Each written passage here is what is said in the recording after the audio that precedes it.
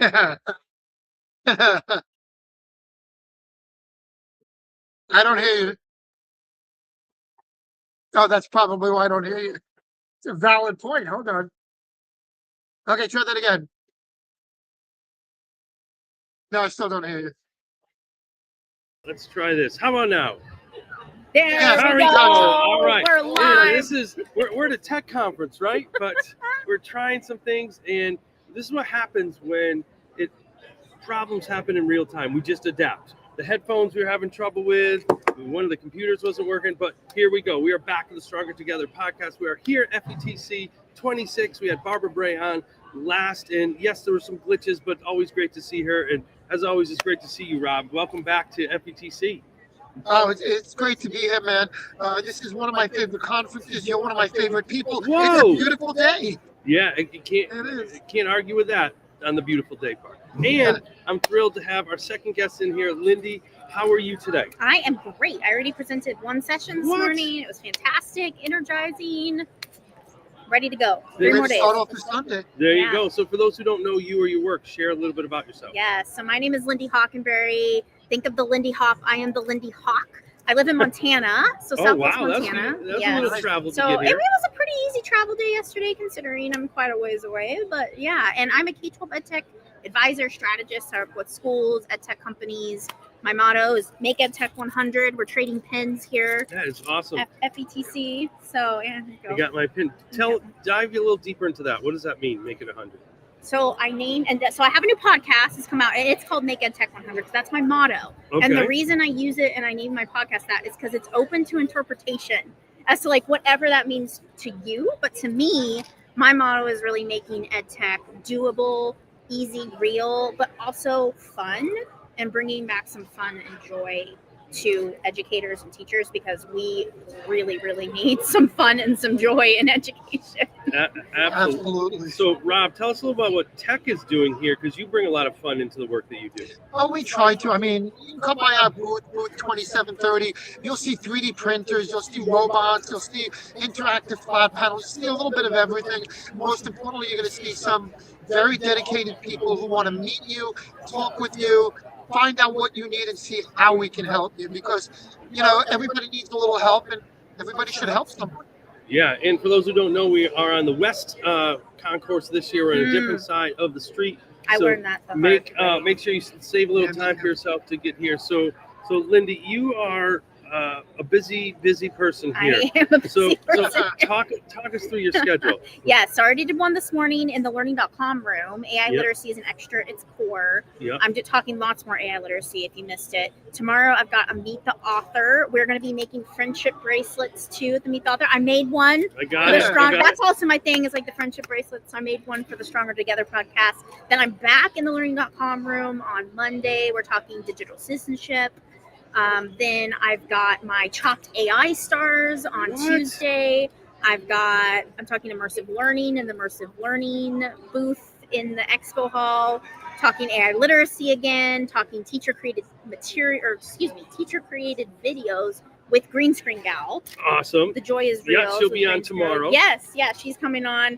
And then my final workshop Wednesday, a more AI literacy in the core curriculum connection. So awesome. So tell us about the Meet the Author booth. What book is here with you? So my book is A Teacher's Guide to Online Learning.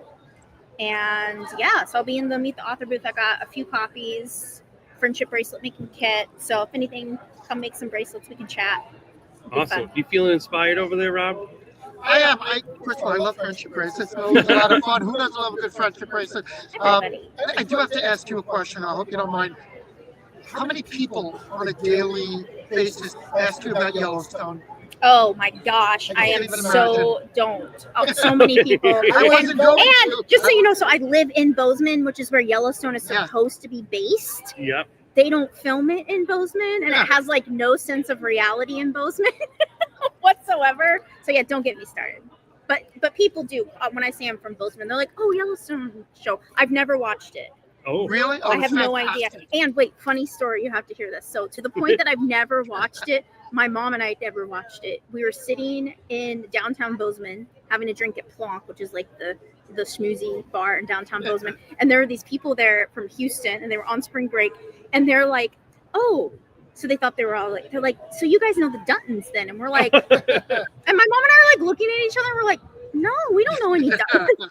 Montana, we only have 1 million people in the whole state. So like, you know everybody. We're like, no, we don't know the Duttons. And they both just looked at each other and busted out laughing. They're like, well, that landed flat. They did not. But when people ask me now, I do know that the Duttons are on the show Yellowstone. So yeah. So how many times have you been here for FETC Oh my or gosh, at FETC? Because so sometimes many. it was in New Orleans. And I've come the last 5 or 6 years. So straight. And yes, I learned the lesson that we switched concourses the wrong way and booked the wrong hotel. So I'm 30-minute walk from you get your because I thought I was all cool and booked one over by the north-south concourse. We're not there anymore. No, not at all. And and if you've never been here, this convention center is like Vegas. It's so spread out, and you're like, oh, that's not very far. And then you start walking, and 30 minutes later, you're still walking. And then you realize once you get in, it's a 30-minute walk to get from one side of the conference center to the other. So it's very confusing. Yesterday, I took a scooter. Oh, yeah, I did that last year. Yeah. Someone's like, did I see you scootering by me? And I'm like, yes, that was me. Have you ever been on one, Rob? Oh, yeah, I have one personally at home. Oh, you're a pro there. Yeah, I scooter around Staten Island. But yeah, whenever I go to the conferences and it's a long walk, I find the scooter's a fun way. I have a funny story about the scooters last year at FETC. Well, now you got to share it. Yeah. So I have the secret hotel that's on the other side of the North Concourse because all the rest of the hotels are on the south side. And so when it was over there, you just went through the back and there were some scooters sitting there. I was in a hurry. I needed to go dump my stuff before going to a social in the evening. I jumped on a scooter and I zoomed over my hotel. Thought it was so cool. I got like to the point where I was getting close and it started just bleeping at me. Oh, no. Like bleep, bleep, like loud. I'm like, what is going on? I didn't realize that they have these certain areas where you have to like keep them. Yes. And they have to be in that area. And if they're not, they just beep at you super I learned loud. that yesterday. Yes. So I didn't know what to do. So I just left it outside my hotel, ran into my hotel. And when I get in there and start dumping my stuff, I open up the Bird app and it tells me that I'm out of compliance. And I'm like, oh no, I'm never going to be able to like rent one of these ever again. Yeah, I'm banned from Bird. It turns out, just so you know, I don't condone it, but you get like a 50-cent charge for not being compliant and like putting them in their like designated drop zones or whatever, but you're not banned from taking another scooter. Awesome. Well, thanks for stopping by. Rob's going to ask one more question, but if you are on the app, make sure to check out her sessions, bookmark them. There's a lot of bookmarks for you to get to, and you are very busy, and make sure to head over to the author booth tomorrow to get a and I forgot this not on the main schedule, but tomorrow morning I'm in the Mobile Mind booth and I'll have the friendship bracelet making kit. We're gonna play some Mad Libs. It's gonna be fun. Excellent. Then tomorrow afternoon, the snorkel booth. We're gonna have some fun and also have the bracelet making kit in there. So yeah, come make some bracelets with me.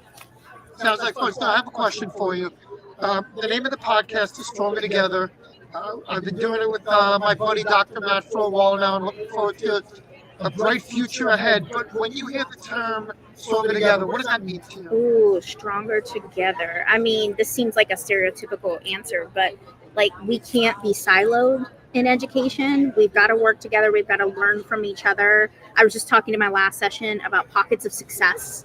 Like we end up with a lot of pockets of success in education, like that one teacher that's doing all sorts of cool things. We can't do that. We've got to have more systemic success and not pockets of success. And the only way to get there is working together. Awesome. I love it. Did that pass, Rob? Did that pass? I think so. All right, we'll take it. Well, thank you so much for stopping in. Thanks for my bracelet. I got a cool new bracelet you can wear around. And Say hi to the Duttons for me. I will say hi to the Duttons when I get back home. Thanks for taking the time to spend a little time with us here on the Stronger Together podcast. Awesome. Thank you.